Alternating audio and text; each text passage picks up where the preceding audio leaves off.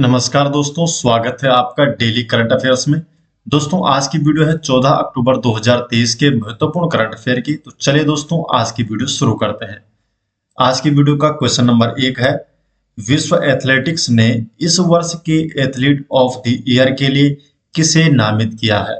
तो जो विश्व एथलेटिक्स है, इसने इस वर्ष के एथलीट ऑफ द ईयर के लिए नीरज चोपड़ा को नामित किया है। तो नीरज चोपड़ा को एथलीट ऑफ द ईयर के लिए नामित किया गया है। डी ऑप्शन सही जवाब है। डिटेल जान लेते हैं। तो नीरज चोपड़ा को world athlete of the year award 2023 के लिए नॉमिनेट किया गया है। जो नीरज चोपड़ा है, ये वर्ल्ड एथलेटिक्स चैंपियनशिप में गोल्ड मेडल जीतने वाले पहले भारतीय खिलाड़ी हैं। क्वेश्चन नंबर 2 है, हाल ही में किस राज्य के मरचा धान को जीआई जियोग्राफिकल इंडिकेशन टैग प्रदान किया गया है? तो मरचा धान को, ये किस राज्य का है मरचा धान, जिसे अभी हाल ही में जीआई टैग प्रदान किया गया है? तो जो मरचा धान है, ये है बिहार का। सी ऑप्शन इसका सही जवाब है। तो मरचा धान या मिर्चा धान भी इसे बोला जाता है। तो ये कहाँ का है? तो बिहार का, जिसे हाल ही में जीआई टैग प्रदान किया गया है। तो जो मिर्चा धान, जिसे कि मरचा धान के नाम से भी जाना जाता है, ये बिहार के पश्चिमी पंचारण जिले में उगाया जाता है। और जो ये मरचा धान है, ये काली मिर्च के समान दिखता है। इस कारण इसे मिर्चा या मरचा धान के नाम से जाना जाता है। बिहार की बात करें कि और कौन कौन से जीआई टैग उत्पाद है, यहाँ पर कृषि उत्पाद कौन से जीआई टैग, तो टोटल यहाँ पर 6 संख्या है कृषि उत्पादों के जो जिन्हें जीआई टैग मिला है बिहार के। तो कौन कौन से है ये? तो मरचा चावल हो गया, मुजफ्फरपुर की लीची हो गई, भागलपुर के जर्दालू आम, कतरनी चावल हो गई, मिथिला के मखाना और मगही पान। तो ये 6 जो उत्पाद हैं, इन्हें जीआई टैग मिला है बिहार के। क्वेश्चन नंबर 3 है, हाल ही में चीन के belt and road initiative BRI, तो belt and road initiative project के तहत पद्मा ब्रिज रेल लिंक कहाँ प्रारंभ हुआ है? तो चीन के BRI प्रोजेक्ट के तहत जो पद्मा ब्रिज रेल लिंक है, तो ये कहाँ प्रारंभ हुआ है? बांग्लादेश में। तो बांग्लादेश में BRI प्रोजेक्ट के तहत पद्मा ब्रिज रेल लिंक प्रारंभ हुआ है। तो चीन के belt and road initiative BRI project के तहत Padma bridge rail link Bangladesh में ढाका और जसोर के बीच बनाया गया है। तो ढाका और जसोर के बीच ये पद्मा ब्रिज रेल लिंक बनाया गया है। और जो ये रेल लिंक है, ये 82 किलोमीटर लंबा है और इसमें पद्मा नदी पर एक 6.15 किलोमीटर लंबा पुल भी इसमें शामिल है। नेक्स्ट क्वेश्चन है question number 4, ICC ODI world cup में सर्वाधिक शतक लगाने वाले खिलाड़ी कौन बने हैं?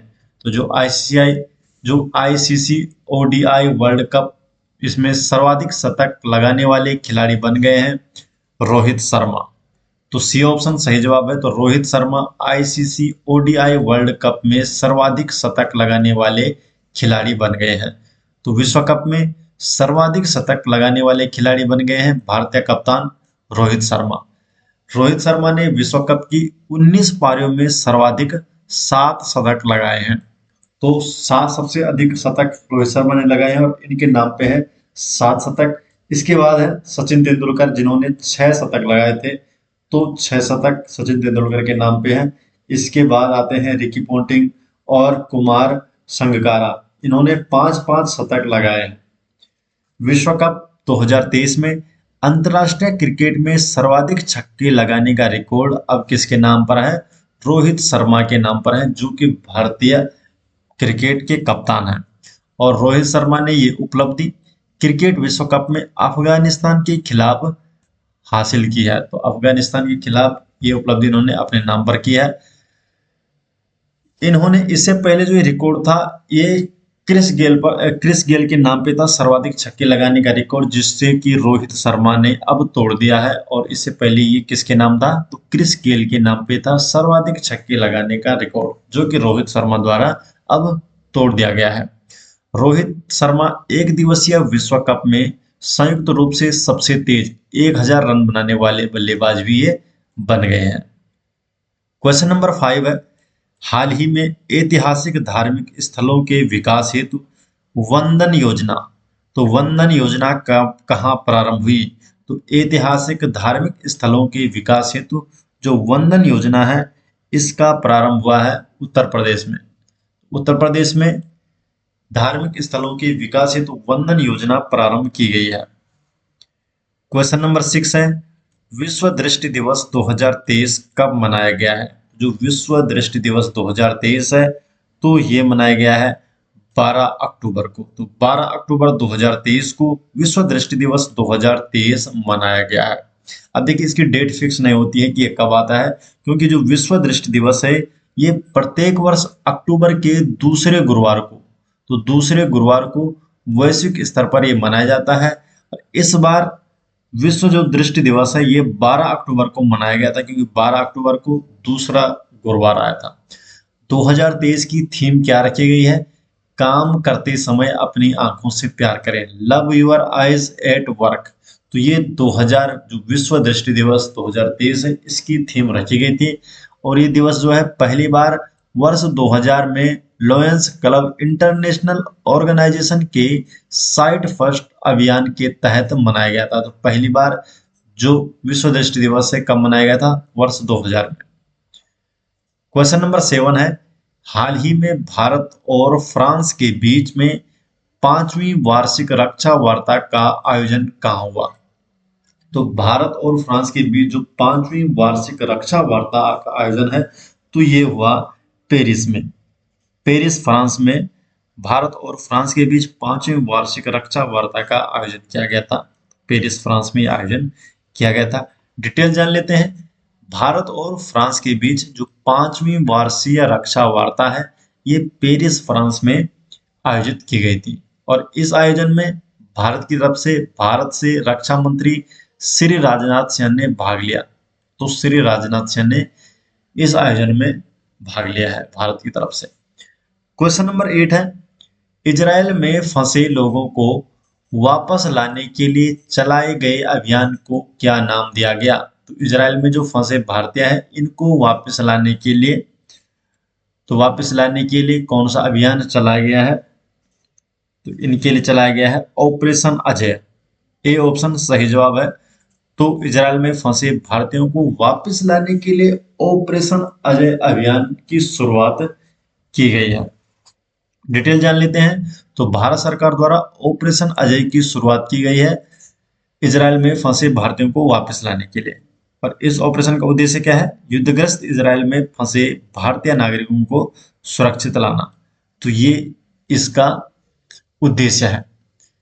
इस ऑपरेशन की जो घोषणा है ये भारतीय विदेश मंत्रालय द्वारा की गई है। और इस ऑपरेशन के तहत लगभग 18,000 जो भारतीय हैं इनको स्वदेश अपने देश में वापस लाया जाएगा। तो 18,000 भारतीय इसमें फंसे हुए हैं और इनको अपने देश में लाया जाएगा ऑपरेशन अजय के तहत। भारत द्वारा कुछ अन्य जो ऑपरेशन चलाए गए थे समय समय पर, ऑपरेशन कावेरी चलाया गया था जो कि सूडान से भारतीयों को वापस लाने के लिए चलाया गया था। ऑपरेशन गंगा यूक्रेन के लिए चलाया गया था। और ऑपरेशन दोस्त तुर्की और सीरिया के लिए चलाया गया था। और ऑपरेशन करुणा चलाया गया था म्यांमार के लिए। जब म्यांमार में चक्रवात आया था तो उस टाइम जो वहां फंसे भारतीय थे उनको लिए ऑपरेशन करुणा चलाया गया था। क्वेश्चन नंबर 9 है, 141वीं अंतरराष्ट्रीय ओलंपिक समिति की बैठक का आयोजन कहाँ किया जा रहा है? तो 141वीं जो अंतरराष्ट्रीय ओलंपिक समिति की जो बैठक है इसका आयोजन कहाँ किया जा रहा है? भारत में। ए ऑप्शन इसका सही जवाब है। तो भारत में 141वीं अंतरराष्ट्रीय ओलंपिक समिति में बैठक का आयोजन किया जा रहा है। तो भारत में किया जा रहा है। डिटेल जान लेते हैं। 141वीं अंतरराष्ट्रीय ओलंपिक समिति की जो बैठक है इसका आयोजन भारत के मुंबई में किया जा रहा है। और 15 से 17 अक्टूबर 2023 तक मुंबई भारत में इसका आयोजन किया जाएगा। 141वीं अंतरराष्ट्रीय ओलंपिक समिति जो इंटरनेशनल ओलंपिक कमेटी है IOC, ये एक क्या है? गैर सरकारी अंतरराष्ट्रीय संगठन है और जिसकी शुरुआत हुई थी 1894 में। 1894 में इसकी शुरुआत हुई थी।